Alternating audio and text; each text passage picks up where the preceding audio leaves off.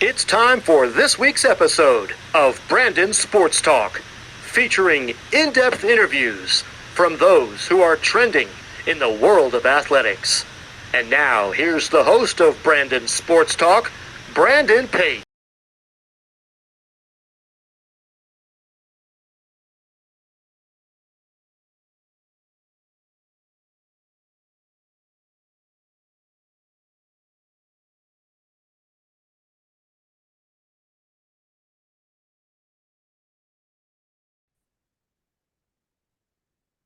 Welcome back to Brandon Sports Talk. In today's episode, I have the privilege to interview the Sewanee Tigers assistant women's lacrosse coach, Coach Jen Leahy. How are you doing today? I'm good. How are you? I'm doing good. Can you talk about how you knew that you wanted to get started in coaching in college women's lacrosse?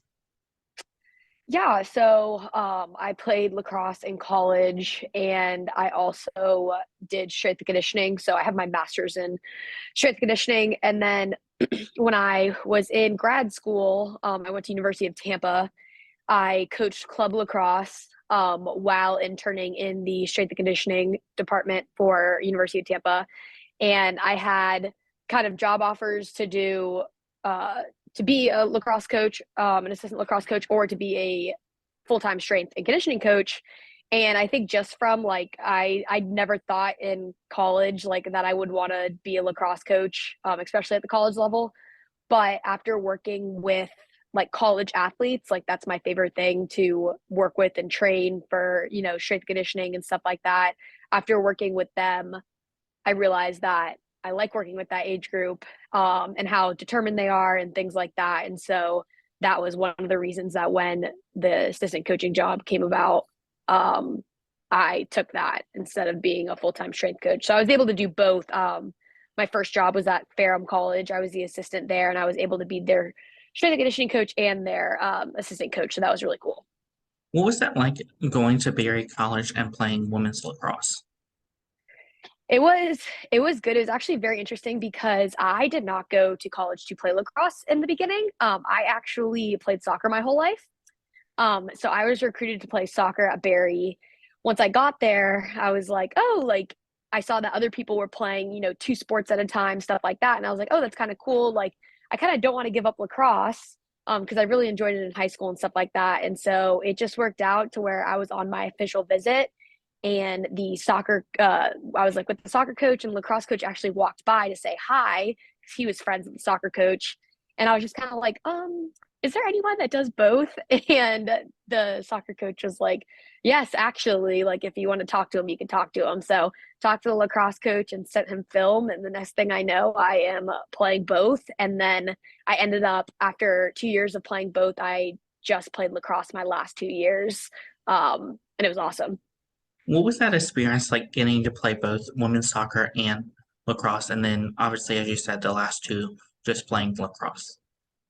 Yeah, it was very helpful just because I am a schedule oriented person. And so like having to go from classes to getting my studying done to going to practice and having that be not only for a fall semester but also for a spring semester really helped me just kind of adjust to college, because you have to get things done, either before practice or after practice, and you can't really um, you know, you have to plan everything just so you get good grades and stuff like that. And so that was something that was really good. It was also really nice, especially with soccer, coming in and having a team. Like, we had to come 2 weeks before college even started for preseason and stuff. So having a team there to help you like fit into everything, and then having another team, in the spring that was like, very welcoming and everything. So it's like, oh, like I have all these kind of guaranteed friends like right off the start. Like that was really good. And then,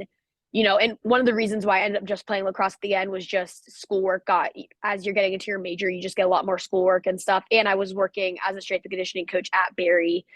And so I just decided that I could excel a little bit more in lacrosse than I thought I could soccer. And so doing that, and like the team like fully embraced me for that. And like I was still friends. It was really nice. Like since Barry was a small school and stuff, it was like the soccer team wasn't like, they knew I chose to do lacrosse and stuff like that. So they were still really nice. So it was nice having that kind of two families on my entire college career.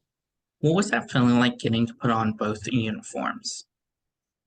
It was pretty awesome. I think for me, like, especially soccer wise, that's something I've dreamt about for a really long time. And I started playing soccer when I was like 3. For lacrosse, I actually didn't start playing till my junior year of high school. And it was actually because my high school soccer team was so bad, and our lacrosse team had just went to states. And I had a couple friends on lacrosse, and they were like, "Hey, like, do you want to be on a non-losing team?" And I was like, "Oh, like, haha, that'd be funny." And they're like, "No, seriously, like, you should join." And the transition from like soccer to lacrosse was very easy for me, just because you obviously have to be fit. The biggest thing was learning how to catch and throw the ball for lacrosse.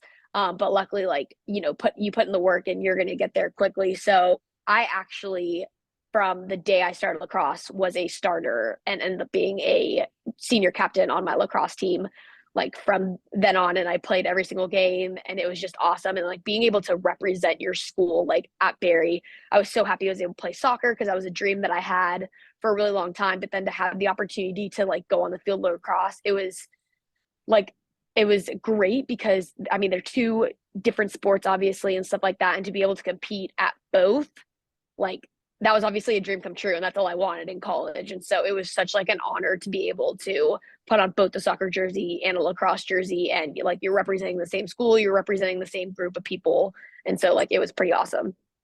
After your collegiate time, what was it like getting in coaching and getting your first coaching job? That was awesome. And again, it was kind of a whirlwind, just because I actually went straight from Barry to the master's program at University of Tampa, just because I knew that if I stopped, I probably wouldn't want to go back to school. So I was like, I need to get this out of the way. So I ended up actually doing an accelerated program at UT, which is basically 1 full year nonstop of your master's. And so I liked it a lot, just because like when I was there, that's when I was able to do like club lacrosse and stuff like that. So I started regaining my love for that. And then also I worked with the women's basketball team at University of Tampa, and I was like, yeah, like college athletes, after I'm not one, like this is what I want to do, and they're so motivated, and I love that. And like obviously it's way easier to motivate people that are already motivated a little bit. Because during that time I was also a personal trainer at LA Fitness. Um, and let's just say some of those people are not motivated at all. And as much as I love motivating, it's a little bit more difficult to do with, like an older person that maybe like wants to lose weight or something like that, versus an athlete that's trying to get better at their sport. And so finding like, and I applied to so many assistant coaching jobs for like lacrosse, and so many strength and conditioning jobs and stuff like that. And again, like it's hard, because not a lot of head coaches want to take a chance on someone that's never coached college before. And so to get that first opportunity at Ferrum, I was like, yeah, like 100%, I'm all in. So it was super exciting, because it's like, oh, like someone's trusting me enough to hire me and like let me get my career started. So that was really cool. What was some of the things that you accomplished at Ferrum? One thing we accomplished, so we actually, the year that I got there, had transitioned into the ODAC conference, which is one of the hardest conferences in women's lacrosse, as like Washington and Lee and Virginia Wesleyan and stuff. And that was the first year that we actually made it into the tournament. So that was awesome. In previous years, like even with, I'm not exactly sure what conference they were in before, but like we hadn't even made it to the tournament. And so we made to that. We had I recruited someone that actually right now will probably be an All-American next year at Ferrum, even though I'm not there. Like I still keep in touch. And so I think that's awesome. And she has brought so much to the team. So that's just like, even though I'm not there, like it's super nice to see the impact that like I made when I was there. And it's just like I was the defensive coach, and I felt like for the first time they like were working as a team. And it was really nice to see, things that you're teaching them like work, and actually like in games, like you're winning games doing that. And so that was something that was really cool. And obviously, like I thank Ferrum all the time for like I still talk to their athletic director and stuff for, giving me an opportunity to start my career there. And that's basically what, got me to come over to Sewanee and stuff like that. So yeah, it was awesome. Of course, what was that feeling like coming over to Sewanee and becoming the assistant coach? So kind of funny, just because so Barry and Sewanee are in the same conference. So I actually knew Michelle, who's the head coach here, way before like when I was a freshman at Barry. And so played against Sewanee, obviously, my entire college career, both in soccer and lacrosse, and they were always really good. I was like, my junior year was the first time we actually made it. Barry made to the championship game against Rhodes, and we beat Sewanee, which was obviously like the best feeling ever because we had never done that or come close. So like doing that was super cool. But I'd always looked up to Sewanee just because they were such a motivated and good team that I knew that I wanted to be a part of a program that brought things like that. And so seeing that there was a job opportunity there and knowing Michelle kind of a little bit before, like, I immediately, like, I emailed her being like, I see you have a position open. And she honestly like FaceTimed me right away. And she's like, oh yes, like I remember you, like all that type of stuff. And so it was really cool because the interviewing process for that was very special because I interviewed with like the team and certain people on the team and stuff like that. So it was nice seeing like they told me what they thought they needed out of an assistant and things like that. So it was, after interviewing Michelle and seeing what she needed from an assistant, like actually talking to the girls, which I'd never done before in an interview, was really cool. And like, I mean, I absolutely love Sewanee, like even being their rival. And when I came in, they're like, oh, like a Barry girl is coming and being a coach here. Like that was it, the acceptance of like on the team. Like Michelle FaceTimed me in a practice when she like announced that I was going to be their assistant, and they like cheered, and it was like awesome. I'm like, oh my God, like this makes me want to be a part of them so much. So it was a great transition and super easy. Of course, what has that been like? Obviously, as you said, coming from Barry as an athlete and being in the same conference, what has that been like? Obviously, playing against Barry and stuff. Yeah, it's been honestly a whirlwind. So last year, so like the first year I came, it was more of a COVID year, so we actually did not play Barry. So last year was the first time we played Barry, and we beat them. And that was we played them at Barry, and it was kind of cool because my old coach at Barry was there. And then so I was actually coached my last semester of senior year is when the coach at Barry, who's there now, was my coach. So it was just like really cool to be like, oh my God, like I'm coaching against you, like things like that. And so I think it was more of like a surreal thing and just like being excited to experience it. And obviously winning was amazing. But it's just like, wow, like I never thought I'd be back on this field, like coaching, let alone just be back on it, like doing something. And so that was super awesome. And like we've had a great relationship and things like that. And like my parents actually came to the game, and it was like, did you guys ever believe like you'd be coming back and watching lacrosse? And it was like super cool. And then this year, like Barry's growing really well, super happy for them. And so we ended up playing them here at Sewanee for regular season, and they actually ended up beating us, which was obviously I didn't love that. But again, like besides, I am obviously always going to root for Sewanee, like in lacrosse and things like that, but that's my alma mater. So super proud of them and everything like that. And then we played them in the semifinals at Barry, and they ended up beating us again, which is good for them. But it is kind of cool because they had not been to the championship game since my junior year. So it was like I was the first class that ever got to do that. And then playing against them this year, they went back for the second time.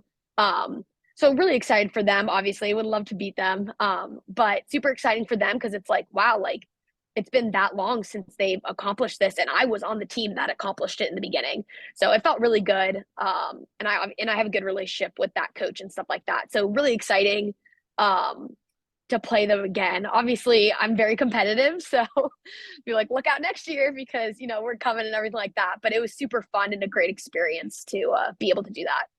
What are some of the things that you've accomplished so far at Sewanee as the assistant coach?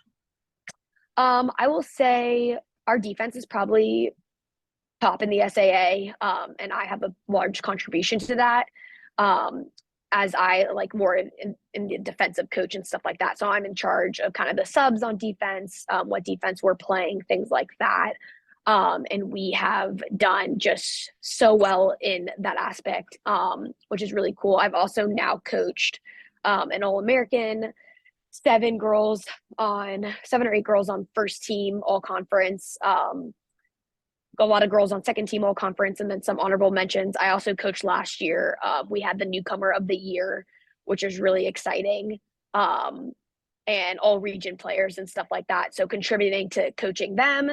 And that was like my first time, like, I never coached an All-American before. So to be able to be a part of that, and she was a defender, like that was awesome to see. It's like, okay, like this is how you get somewhere and how you do things and stuff like that. So to be a part of that, and just to be a part of, a class, like they are such a family, and to just be involved with that is like the coolest thing ever. And them being more comfortable with me and just like talking to me about issues outside of lacrosse and things like that and how they can get better, and just to be better people. Like that's one of my big things about coaching. If I can make someone and help someone become a better person, like that's all that really matters. Obviously lacrosse, it's like if they progress in lacrosse, that's great too, but like being able to accomplish things at Sewanee and like see things like we made it to the championship game last year, we got second place.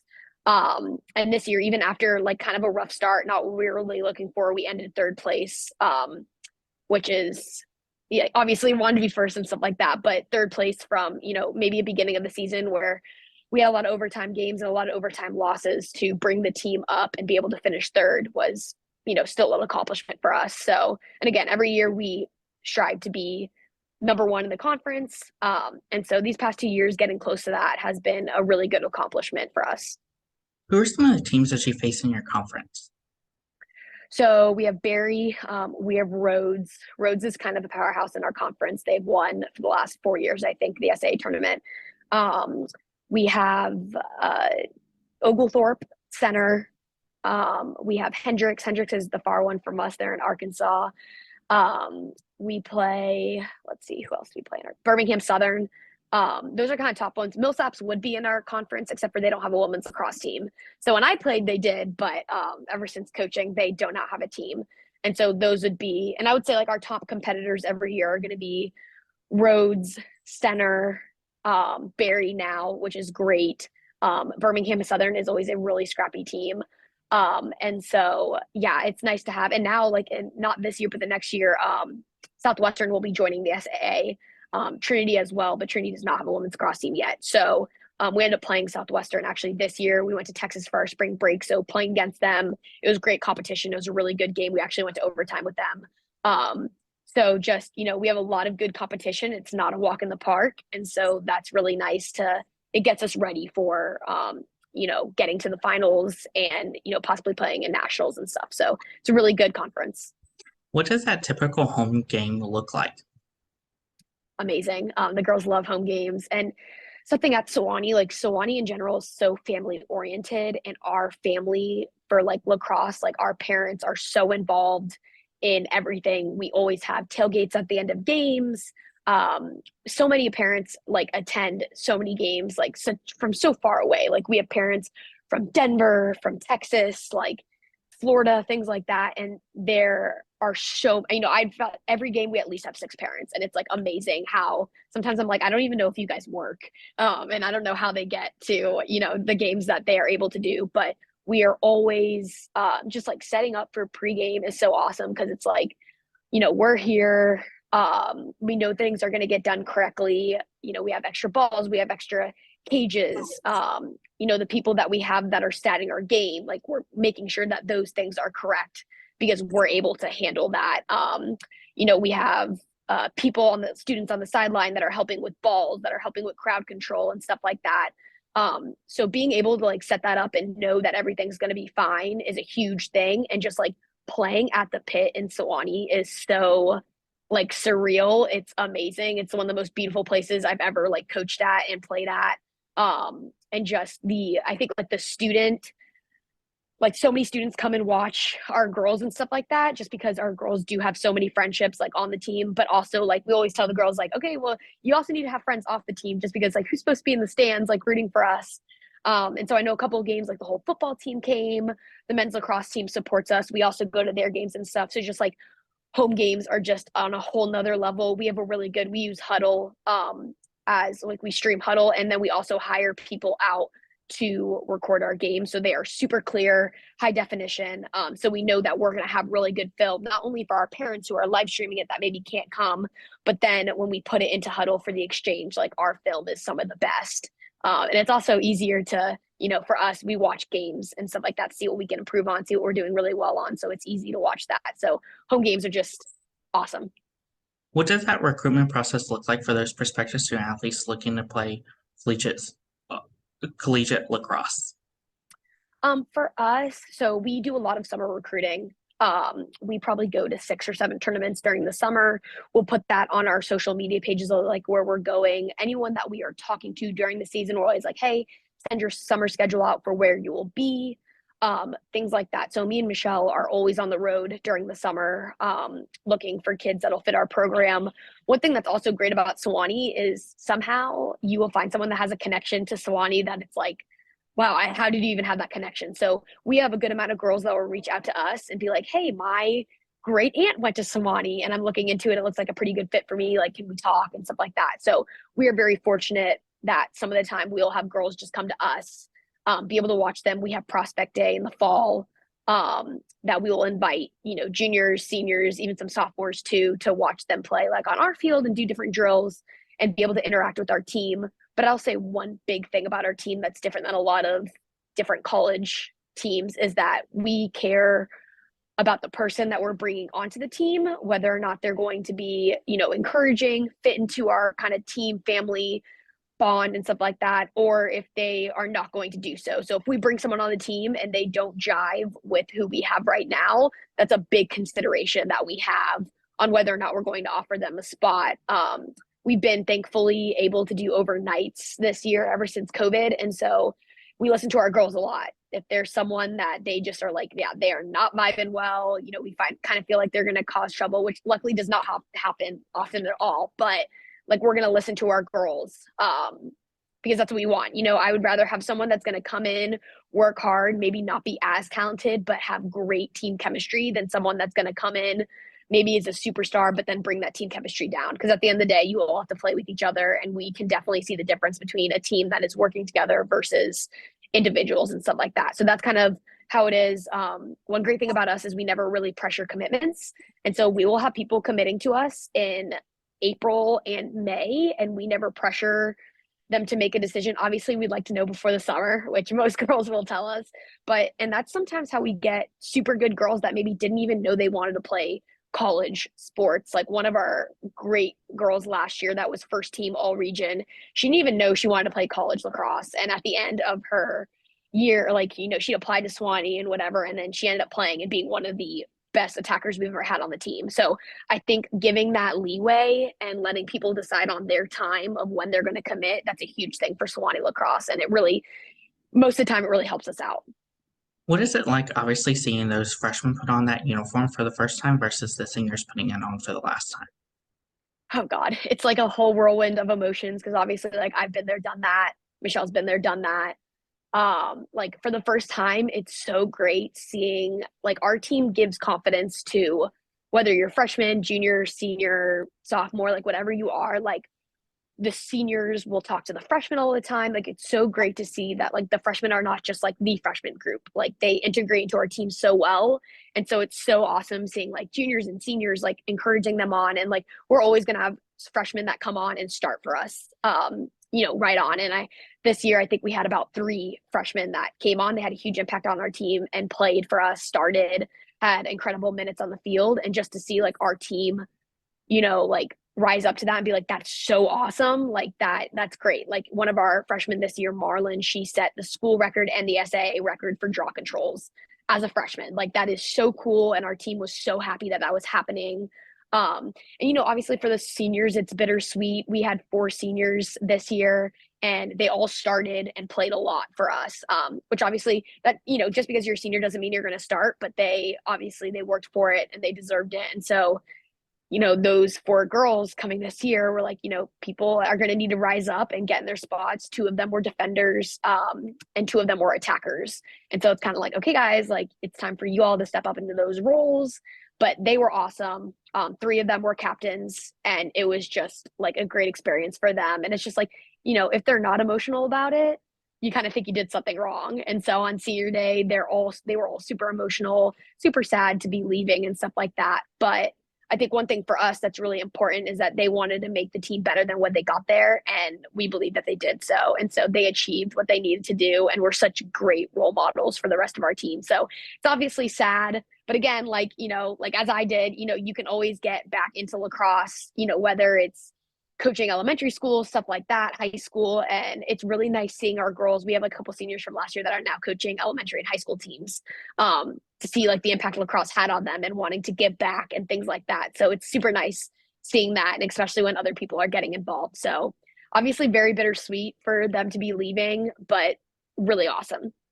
What is it like as a coach seeing those players go on and achieve great things, whether it's playing professional lacrosse for like Athletes Unlimited or getting into college coaching?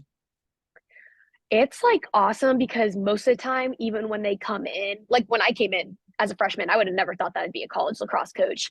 And they usually, there's not many girls that come in too, especially being a freshman, be like, yeah, for me, I want to be a college lacrosse coach. There's not much of that. But after seeing, like, I guess the impact that they have and just how it impacted their life so positively, and it comes down to the coaches, like, for us, always wanting them to do well and striving for them to be the greatest they can be in the classroom, on the field, off the field, like that's a huge thing for them. So I feel like if we give them a great impact and, they're like, oh, like lacrosse is another avenue for me to be able to do these things. And obviously at the Division 3 level, there aren't many girls that are going to go into professional lacrosse. Not saying it doesn't happen, but often not. It doesn't really happen for the Division 3 level that much. But like to see after, like, whether they grew as a person and then them being like, oh my God, like lacrosse impacted me so positively that I now want to go impact younger generations, and whether be that lacrosse, high school coach, elementary coach, club coaches, even like participating in clinics and camps and stuff like that. There's so many opportunities for girls nowadays to get involved into lacrosse at, after the collegiate level, that you don't have to have, if you have a full-time job and you just want to work camps at different colleges and things like that. Like there's so many opportunities for them to be able to positively impact younger girls and things like that, that it's just so awesome to see. Like you've made such a good impact on their life that they now want to make a great impact on someone else's life. So it's like, I would say that's my greatest accomplishment. Like no matter how good we do as a, for the season, whether we make it to the NCAA conference or not, like seeing these girls go on after college lacrosse and make such a great impact in the world, whether like they're doing lacrosse or not, like that's probably my highest achievement as a coach. What are some of your future plans for Sewanee moving forward? So we have a great freshman class coming in this next year. So that's really exciting for us. Obviously, every year we strive to be number one in the conference. And so, this year we had a really good team. And I believe next year will be even better to be able to compete for that number one spot. So that's kind of always our goal, is to do that. And obviously we would love this year. We actually played against 4 teams that made it into the NCAA tournament. And a couple of them, we either went to overtime and lost, or we lost by like 2.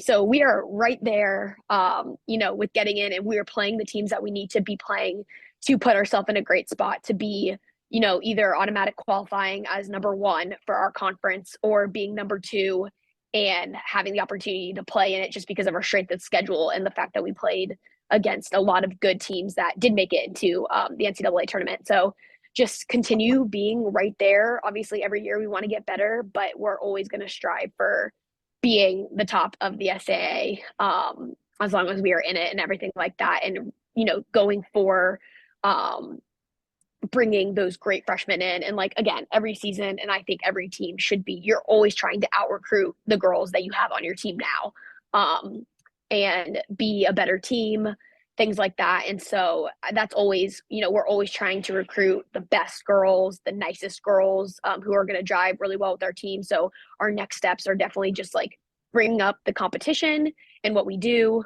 And so that has been a huge thing for us, like just trying to get the best people that we can have come to Sewanee and make such an impact, and going for that number 1 spot is always going to be our goal every year. What advice would you give those future college lacrosse players looking to play collegiate lacrosse? I will say there is something that I knew too. I actually started pretty late in my recruiting process, to be a college soccer player or a college lacrosse player, just because I did not have, my older sibling did not play college or anything like that. My younger sibling did, and she had a little bit of a easier way just because I did. But I will say there's literally always a place for any level of someone. If you are committed and want to play in college, there is a school for you. And I think that was really reassuring, as I didn't start looking at colleges of where I wanted to play until my junior year. And now people are looking as freshmen and things like that. But it's very encouraging to know like you are going to find the right spot for you if you are dedicated to finding that. And there's all different levels of play and everything like that. So whether you're not the best lacrosse player, like you can find a college program that fits you. And it's also, talking about like what you're willing to sacrifice. I'm sure there's been like, there are times that I maybe could play D2 or D1, but the fact that I wanted to play two sports in college, D3 is what fit me the best. And I'm sure, it's whether are you okay with riding the bench all 3 years and then maybe just playing your senior year? Like that's always going to be, a question. And there's girls that, yeah, want to be a part of that D1 program and are fine with doing that. Which kudos to them. That was not something that I wanted to do. And so it's kind of like, you have to know coming onto a team, do you want to start and make an impact on a team? And that's going to be basically, kind of level that you pick and what you're able to do. And so I feel like have in mind of, always know that there is a place for you. Just keep trying. And that's the thing too, like I think being a coach for me, it's not just getting people to come play at Sewanee. Like if I know, and a big thing for schools is like, it's the major that you want to study. Like it's just, if one school has a great vet program and you want to be a vet and one doesn't, you're probably going to go to the one that has the better vet program. And so for that, like I always tell girls, whether it's in the summer and I'm recruiting people or stuff like that, like I will always help you find a school for you, whether or not it's Sewanee. Obviously, I would love it to be Sewanee, but whether or not it's another school, like I feel like that's also my purpose is to help, the younger generation get to where they want to be. And that's huge. My sister played at Belmont Abbey.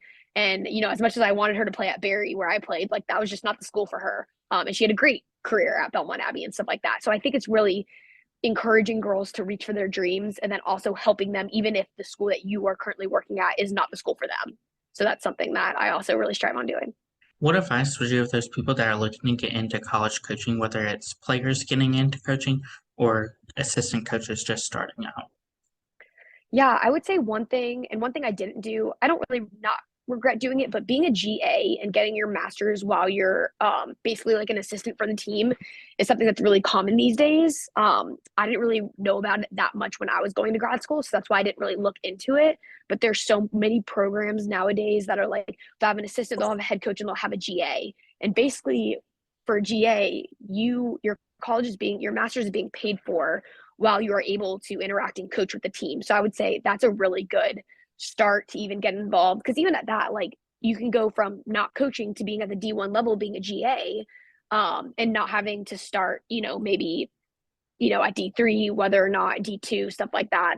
I love Division 3 just because I played it and it helped me so much in life. And there's a lot of D3 schools out there that can beat a lot of D1 schools. And so I think that's something that, you want not only players that want to play college, but also coaches that want to coach collegiately. Like you have to know, like Middlebury for D3, they could definitely beat a bunch of D1 teams and stuff like that. So it's not just, oh, I'm Division 1, I'm the best, or I'm Division 2, I'm the best. Just teams are so different and things like that. And there's so many D2 teams that can beat D1 teams, D1 teams that can beat D3 teams, D3 teams that can beat D2 teams and stuff like that. So I would say never base it off of, oh, I want to coach D1 and that's it. It's like you can obviously get to where you want one day with working really hard. But like even for me, like, yeah, as much as D1 is appealing and everything, D3 for me, I relate the most to these girls. And I feel like I do the best job with these girls because I've been there, I've done that. And so I think, either getting into a GA position and also working with like club teams. I would say like I obviously worked at club before I got into college coaching.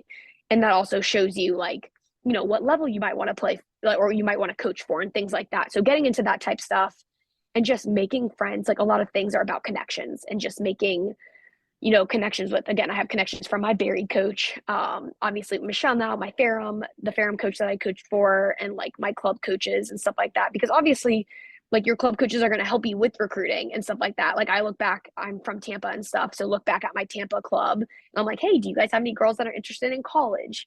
Like things like that. So I would say definitely just get involved in the community. And if there's a GA spot that you can take, like what's better than having your master's paid for and being able to coach college lacrosse? So I'd say that's a huge avenue that I think people should take advantage of. That's great advice. Where can my listeners find you at on social media along with the Sewanee Tigers women's lacrosse program?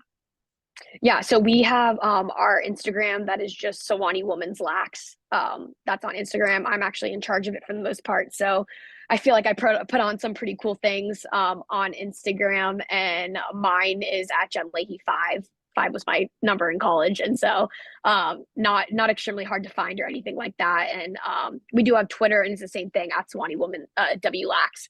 So same thing. Also, like, if you ever want to connect with me or my head coach, it's on go to the Sewanee Athletics page, and it has our email and our phone number and everything like that. So it's super easy to access that information. Thank you again, Coach Jen Leach, for your interview, and best of luck in your future as the Sewanee Assistant Women's Lacrosse Coach. Awesome. Thank you so much. You can find Brandon Sports Talk on Instagram at Brandon Sports Talk, Twitter at Talk_Brandon, and you can find me on YouTube at Brandon Sports Talk. Don't forget to like, comment, and subscribe. Thank you again, Jen Leach, for your interview, and best of luck in your future. Thank you. Appreciate it. You've been watching Brandon Sports Talk. Please feel free to like, share, and subscribe to Brandon Sports Talk on social media and on YouTube.